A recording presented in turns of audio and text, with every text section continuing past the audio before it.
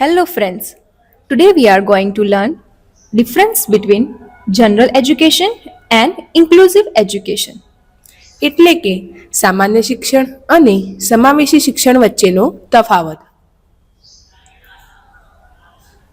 સામાન્ય શિક્ષણ જે બાળકો શારીરિક રૂપથી એકબીજાથી અલગ હોય પરંતુ તેમની સામાજિક વ્યવસ્થા, માનસિક વિકાસ અને વ્યવહાર લગભગ સમાન જોવા મળતો હોય તેવા બાળકોના શિક્ષણની વ્યવસ્થાને સામાન્ય શિક્ષણ કહે છે.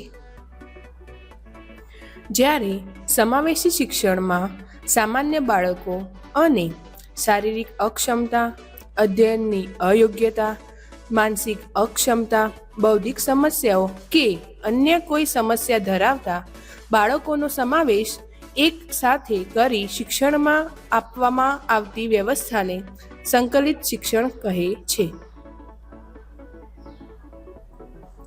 સામાન્ય શિક્ષણ સામાન્ય શિક્ષણ માટે કોઈપણ પ્રકારની વિશેષ સુવિધાઓની જરૂર પડતી નથી. જ્યારે સમાવેશી શિક્ષણમાં સામાન્ય બાળકો સાથે વિશિષ્ટ બાળકો એટલે કે શારીરિક, માનસિક કે સામાજિક સમસ્યાઓ અને અક્ષમતા ધરાવતા બાળકોનો સમાવેશ કરી શિક્ષણ કરાવવાનું હોવાથી શિક્ષણ માટે બાળકોની અક્ષમતા અનુસાર વિશેષ સાધનો અને સુવિધા જરૂરી છે. સામાન્ય શિક્ષણ માટે શિક્ષકોએ શિક્ષક પ્રશિક્ષણની તાલીમ સિવાય વધારાની કોઈ તાલીમની જરૂર નથી. જ્યારે સમાવેશી શિક્ષણમાં અધ્યયન અક્ષમતા, વિકલાંગતા ધરાવતા બાળકો સાથે સામાન્ય બાળકોને શિક્ષણ કરાવવાનું હોવાથી શિક્ષક વિશેષ તાલીમ ધરાવતો હોવો જોઈએ. સામાન્ય શિક્ષણ ફક્ત સામાન્ય બાળકો માટે જ ઉપલબ્ધ હોય છે. જ્યારે સંકલિત શિક્ષણમાં સામાન્ય બાળકો સાથે વિકલાંગ અને અધ્યયન અક્ષમતા ધરાવતા બાળકોનો એકસાથે શિક્ષણ ઉપલબ્ધ કરાવવામાં આવે છે.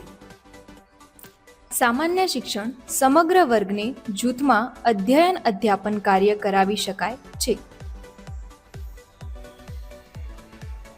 જ્યારે સમાવેશી શિક્ષણમાં વિકલાંગતા અને અક્ષમતા અનુસાર જરૂરિયાત મુજબ વ્યક્તિગત અધ્યયન અધ્યાપન કાર્ય કરાવવું પડે છે. સામાન્ય શિક્ષણમાં શિક્ષક કેન્દ્રી અભિગમ હોય છે.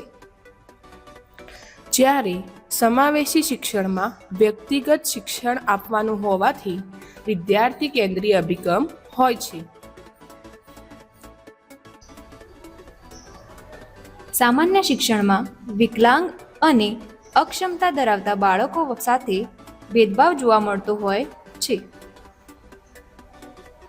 જ્યારે સમાવેશી શિક્ષણમાં સામાન્ય, વિકલાંગ અને અક્ષમતા ધરાવતા બાળકોને સમાન રીતે રાખવામાં આવે છે, તેથી કોઈ ભેદભાવ જોવા મળતો નથી.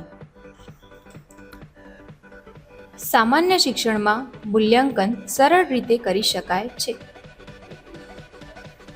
જ્યારે સંકલિત શિક્ષણમાં મૂલ્યાંકન કરવું કઠિન હોય છે.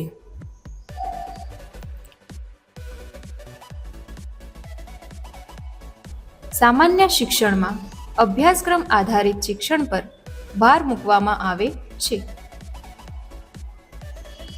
જ્યારે સમાવેશી શિક્ષણમાં બાળકના સમગ્ર વિકાસ પર ભાર મૂકવામાં આવે છે.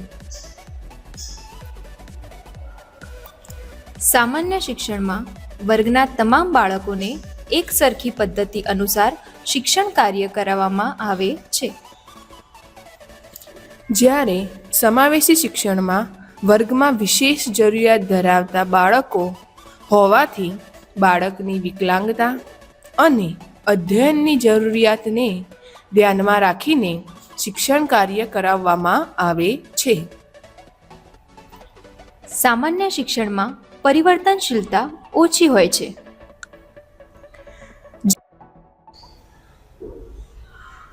જ્યારે સમાવેશી શિક્ષણમાં અધ્યયન જરૂરિયાત અનુસાર પરિવર્તનશીલતા હોય છે.